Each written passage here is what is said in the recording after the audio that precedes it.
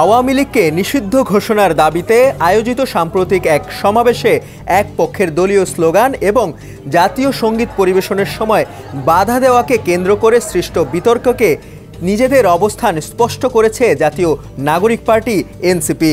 সোমবার এক বিবৃতিতে এনসিপি বলছে, যেসব আপত্তিকর স্লোগান এবং জনমনে প্রশ্ন উঠেছে তার দায় দায়িত্ব সংশ্লিষ্ট পক্ষটিকেই বহন করতে হবে। জামায়াত ইসলামী বা ইসলামী ছাত্র শিবিরের নাম না নিয়ে বিবৃতিতে বলা হয়, এনসিপি মনে করে বাংলাদেশের মানুষের ঐতিহাসিক সংগ্রামের অধ্যায় তথা 1947, 1971 এবং 2024-এর যথাযথ স্বীকৃতি এবং মর্যাদা বাংলাদেশের রাজনীতি করার পূর্বশর্ত।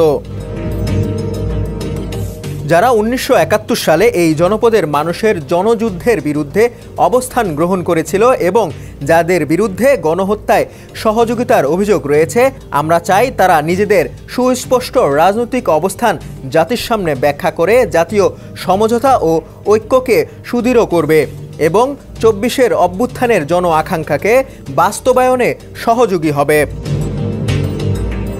24-এর অভ্যুত্থান দমনে আওয়ামী লীগ সরকারের দমন পীড়নের বিচার এবং দলটির নিষিদ্ধের দাবিতে এনসিপি নেতা হাসনাত আবদুল্লাহর ডাকে গত বৃহস্পতিবার রাতে অবস্থান কর্মসূচি শুরু হয়। প্রথমে প্রধান উপদেষ্টার বাসভবন যমুনা, পরে মিন্টো রোডের প্রবেশমুখে ফোয়ারা এবং সবশেষ গত শুক্রবার বিকেল থেকে শাহবাগ চত্বর দখল করে আন্দোলন চলে।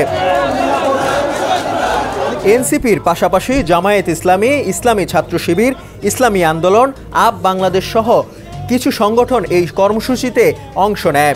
পরে শনিবার রাতে সরকারের উপদেষ্টা পরিষদের জরুরি বৈঠকে আওয়ামী লীগ নিষিদ্ধের সিদ্ধান্ত হলে আন্দোলনের সফল সমাপ্তি ঘটে। এই আন্দোলনের দ্বিতীয় দিন শাহবাগের গণজামায়াত থেকে গোলাম আজমের বাংলায় আওয়ামী লীগের ঠাঁই নাই, সাইদির বাংলায় আওয়ামী লীগের ঠাঁই নাই স্লোগান দেওয়া হয়, যার ভিডিও সামাজিক যোগাযোগ মাধ্যমে ছড়িয়ে পড়ে। আর শনিবার আন্দোলনের বিজয় ঘোষণার প্রাক্কালে এনসিপি নেতার জাতীয় সঙ্গীত গাইতে শুরু করলে কিছু যুবক চিৎকার করে বলতে থাকে, জাতীয় সঙ্গীত হবে না। গান থামাতে ব্যর্থ হয়ে তারা ভুয়া ভুয়া স্লোগান দেয়।